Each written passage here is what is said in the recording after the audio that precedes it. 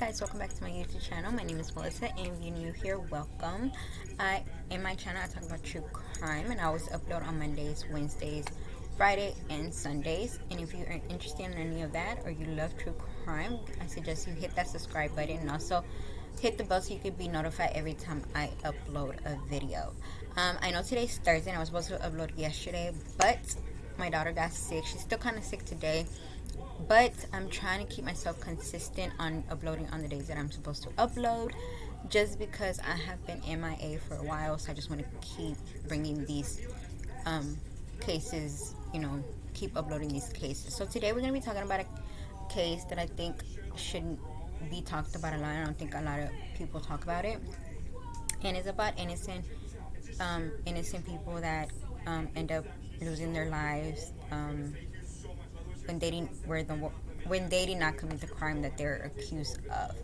And I found these searching these stories. I found that it's like is the same thing. Like the detectives just, to me personally, I feel like the detectives just point fingers at, and they just don't even try harder to do to catch the real person.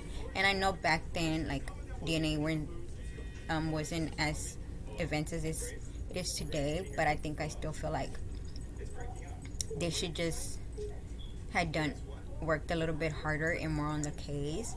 And I understand sometimes family do tend to want answers and stuff, and it just sucks that some of these people have lost their lives, and then you find out years later that you had the wrong person all the whole time, and that you executed the wrong person, and it's sad. So today I have a new case. So today we're gonna be talking about Joseph. Give me a minute, guys, because I'm not good at remembering names. So today we're gonna be talking about Joseph O'dell, and yeah, let's go ahead and get started and learn about him and who he is. If y'all hear my TV, I'm sorry. My daughter is watching YouTube on my TV, and like I said, she was sick. Let me put it a little bit down. Give me 1 second, guys. Where's the remote? Oh. Okay, guys. Sorry. She's, like I said, she's sick. So, the story of Joseph O'Dell is an important one that offers an important warning about a major flaw in the American criminal justice system that need to for reform within the criminal justice system in cause of celebrity these days. We would be wise not to overlook the important loophole of DNA evidence in criminals' appeals. The story of Joseph O'Dell is one that exemplifies the problem, and it is tragic to think that a simple fix to the system may have spread his life. So we're going to learn about who he is and his background and everything. So yeah. In 1985, Helen Snarcher was raped and murdered. They found her strangled body outside a nightclub in Virginia Beach. The murder of a young woman outside a nightclub in the heavily populated military community of Virginia Beach would set the population on edge. Desiring justice, violence against women at a local nightclub would require quick device attention by police, a precarious situation that has led to rush prosecutions and other death penalty cases. At the time of the murder, O'Dell was already in parole for kidnapping and robbery convictions in Florida. His presence in the community would have been easy to establish, as all convicted paroles are required to register with local law enforcement when they relocate to a new town. Therefore, it was likely that the police had little time to lose searching their database for someone who could negate for the murder. O'Dell chose to represent himself during the trial, and he was convicted of the murder and based solely on blood evidence and the testimony of a jailhouse niche. Prosecutors showed that the wounds on Mrs.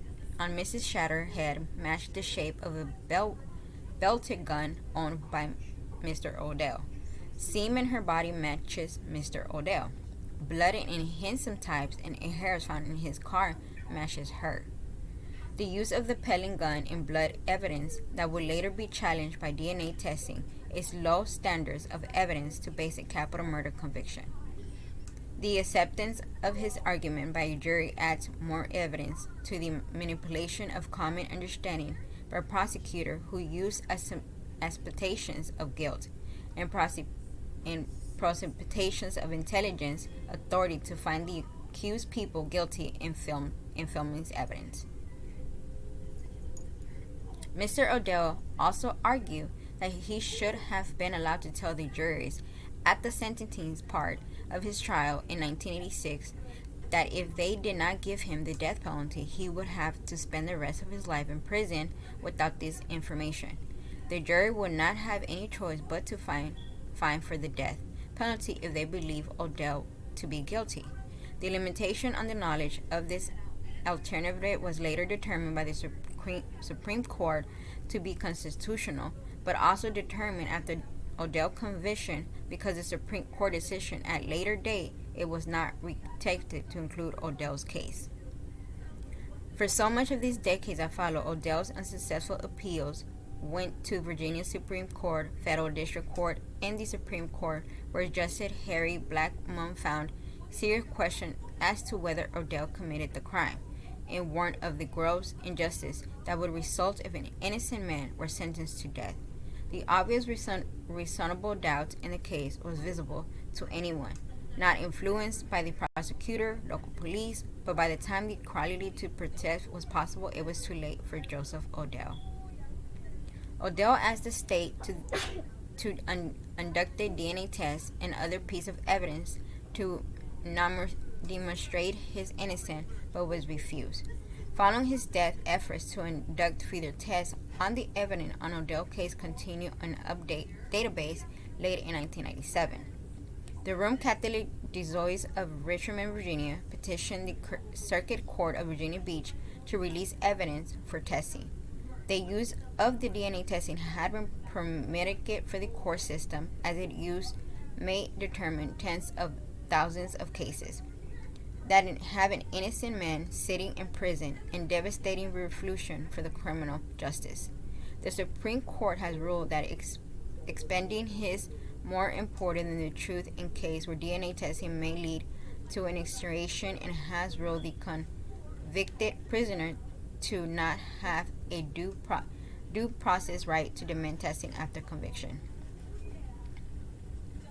An intervention campaign to save his life, and supporters like Mother Teresa and Pope John Paul II, both the government of Virginia and the USA Supreme Court rejected last-minute pleas to spare his life.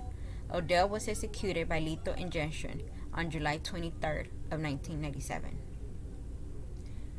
After being separate to the Grammy, O'Dell said, "It was the happiest day of my life because I got married to my wife."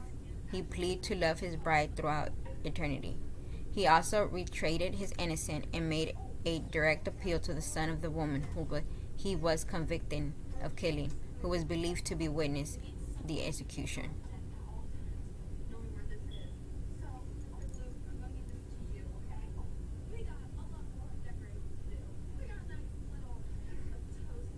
In 2000,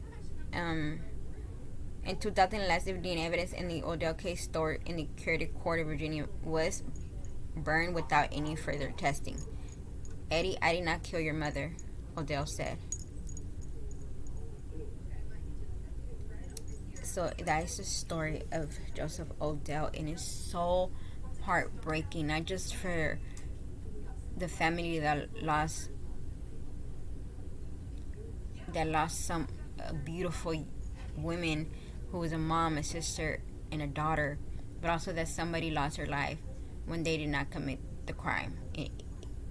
It sucks, and it's hard to believe that it's still going on today.